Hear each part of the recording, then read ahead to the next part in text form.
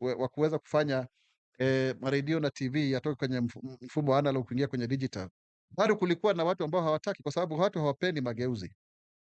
Kwa hivyo ni jambo zuri zaidi, kwa sababu kama nchi kama India wanafanya vile na nchi zingine nyingi tu wanafanya vile, na ni watu wengi kutuliko. Je, kwa nini tusiige ule mfano, ili tuweze kufaidika sisi kama Wakenya, ili tusikope, tusikuwe na mikopo mingi, kwa sababu pesa nyingi zinakwenda kwenye zabuni za umma. Na kwa mfano tukichukua shilingi bilioni 200 ziweze kupatikana kutokana na mfumo huu, fedha kama hizo ndizo tunatumia kufanya maendeleo ama pesa za kimaendeleo, sababu kila mwaka tunaweza kupata shilingi trilioni 2.5, na 10% hivi ndo tunapata ya kufanya maendeleo. Kwa hiyo tukiweza kuongeza ile idadi kwa kupunguza matumizi katika zabuni zote za kiserikali, basi itatusaidia sana kusonga mbele na hata kuweza kugharimia makadirio mengine ambayo ya bajeti ambayo tuko nayo, ili Kenya iweze kusonga mbele. Kwa hiyo Wakenya, tuwarai kwamba watu waelewe faida ni nzuri zaidi.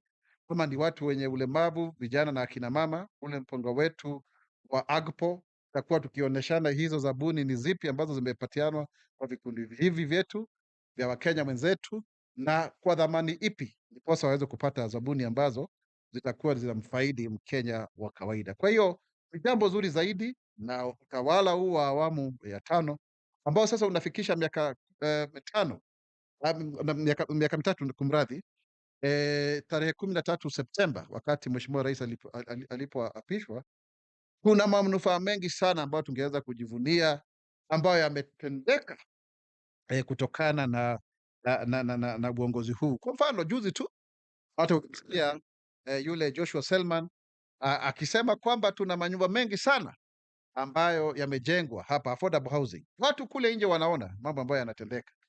Gharama ya maisha imekwenda chini kwa kiasi kikubwa. Mfumuko wa bei umerudi mpaka 4.8. Dhamani ya sarafu yetu iko chini sasa ya shilingi 130, na pia tumerudisha wanakandarasi wetu kwenye barabara kujenga. Sasa hivi karo ya vyuo vikuu imeweza kupunguka. Tumeweza kuajiri walimu, sasa hivi tunaajiri walimu 24,000 tunapozungumza sasa hivi, ili tuweze kufikisha idadi ya walimu 100,000 ambao tutakuwa tumewaajiri kukidhi nakisi ambayo iliyokuweko. Ukiangazia kwa mfano, sasa hivi Wakenya wanapata matibabu kupitia mfumo wetu wa SHA. Pesa ya Hustler Fund tumeweza kupatiana zaidi ya Wakenya milioni 25 wameweza kufaidi kutokana na mfumo ule. Ni mambo mengi sana ambayo yametendeka katika miaka hii mitatu ambayo Mheshimiwa Rais amekuwa akituongoza. Kwa hivyo tusonge mbele, mambo ni mengi na tutaweza kuwafikia malengo yote na zile ahadi ambazo tulizozitoa. Kenya itainuka, Kenya itasimama, Kenya itanawiri kwa umoja na uzalendo. Mimi ni Mkenya mzalendo. Je, wewe? Mimi ni Mkenya mzalendo daima.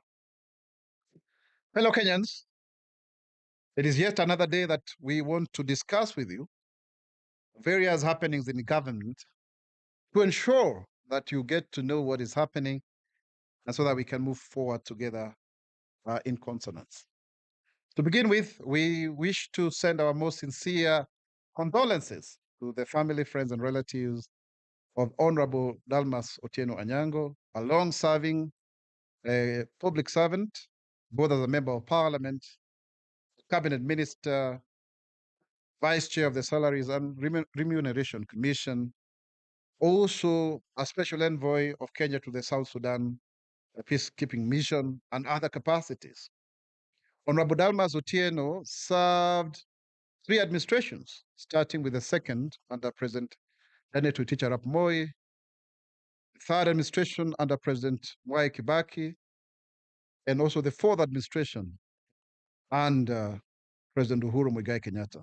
I was privileged personally to serve with him in the 11th Parliament. And I remember the first time I met him, he struck me as a very intelligent man, very diligent, focused.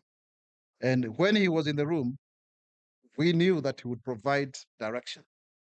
And so he's a great man, and we stand with him, having served in different capacities, and the family also, and the people of Rongo, who he has represented in Parliament, so that we really want to honor him, as a government and as a people. So may he so rest in peace, and I'm sure the government will, join hands together with the family and friends and the people of Migori in giving him, a befitting send-off. It's also important to say that the people of Migori received the president recently very well. We were there, and we witnessed great developments. The issue of sugar, Sony Sugar, the issue of affordable housing, which is a project that the president launched there, and other developments, including construction of various roads, and just basically to make sure that every region, every county has equal opportunity when it comes to development. So we stand with you, the people of Rongo, and we thank God that all is well and it is in His timing. At the age of 80, that's really living life to the full, and we celebrate Honorable Dalmas Otieno Anyango. Secondly, is just to also reiterate several issues, and if you allow me, let me just therefore then focus on this.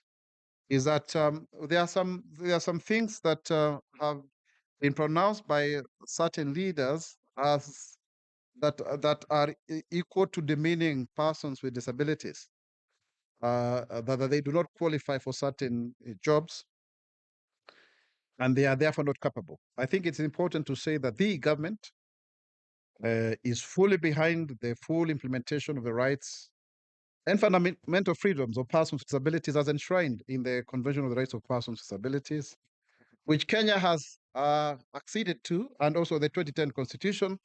And recently, we have a new law that domesticates such international jurisprudence or such international customary law.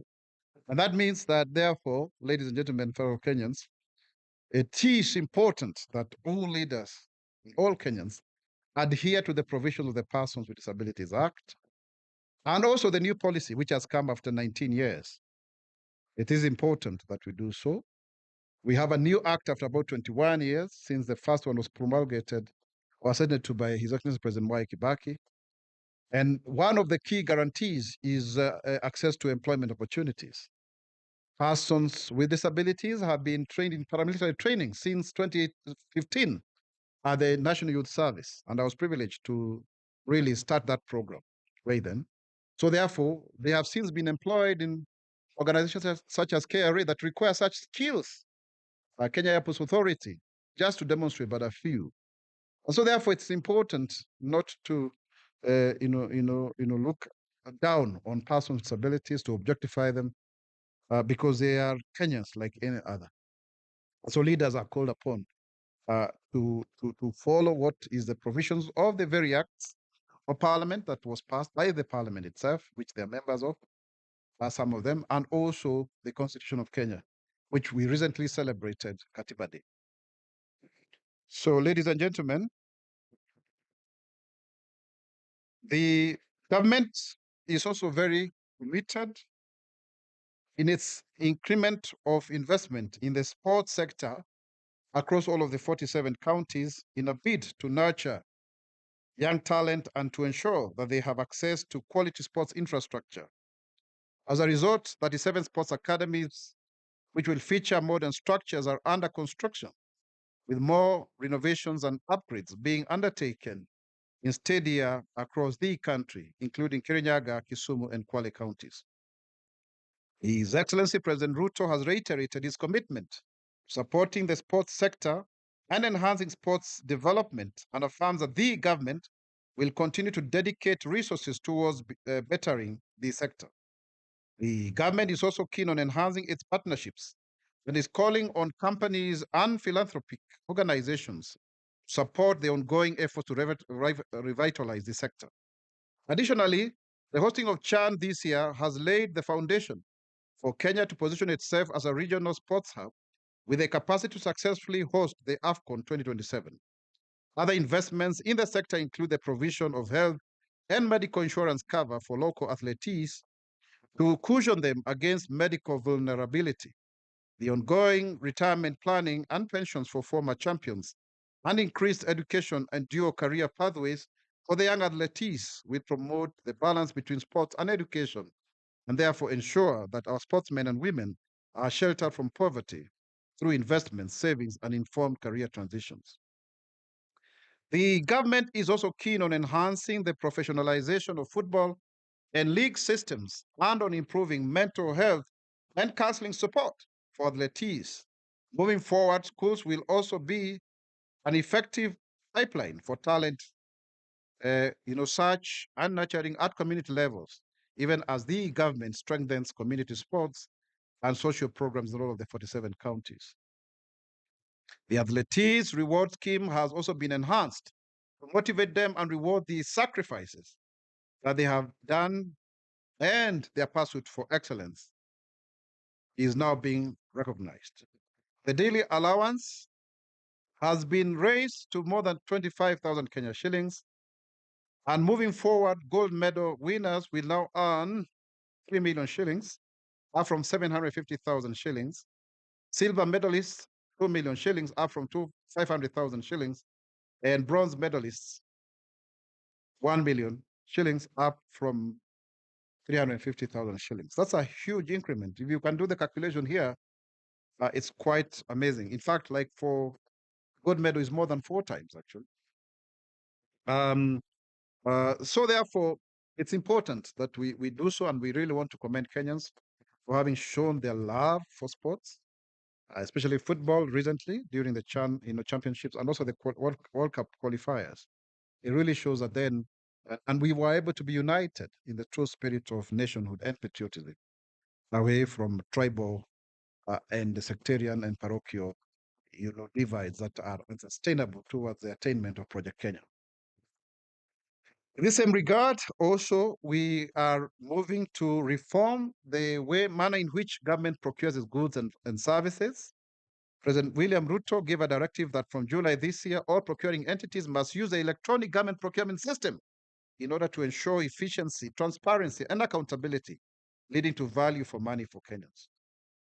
There has been hue and cry from some quarters, and somehow this is expected because of vested interests when it comes to procurement matters, since the government is the biggest market for public goods and services. People always resist change. It is important to note that there exists immense benefits in going digital. To begin with, the process will be automated, hence remove a lot of human agency and interference. Secondly, the people will get a fairer chance to supply to the government away from only certain individuals and companies doing so. Thirdly, there shall be fairer pricing of goods and services, since the National Treasury will have an indicative price for all common user items, CUIs, such that a pen that costs 20 bob in one state agency cannot be sold at 50 bob in another. This will help reduce wastage significantly, as has been witnessed before. Further, the system will help a lot of ministries, departments, and agencies, including county governments, constitutional commissions, and independent offices, CCIOs, to adhere to their budget ceilings rather than procuring what hasn't been budgeted for or going overboard, hence creating unnecessary pending bills and thus training already scarce resources. In addition, the system will enable the effective implementation of the Access to Government Procurement Opportunities Act, such that it will be easy to audit the participation of women, youth, and persons with disabilities in this program.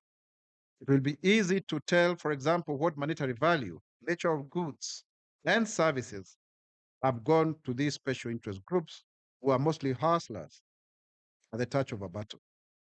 It is the true meaning of the bottom up. It is estimated that the EGP will lead to the savings of between Kenya shillings 80 to 250 billion in the short, medium, and long run, funds that will come in handy to finance our development as a country. Currently, our development budget is less than about 700 billion or so.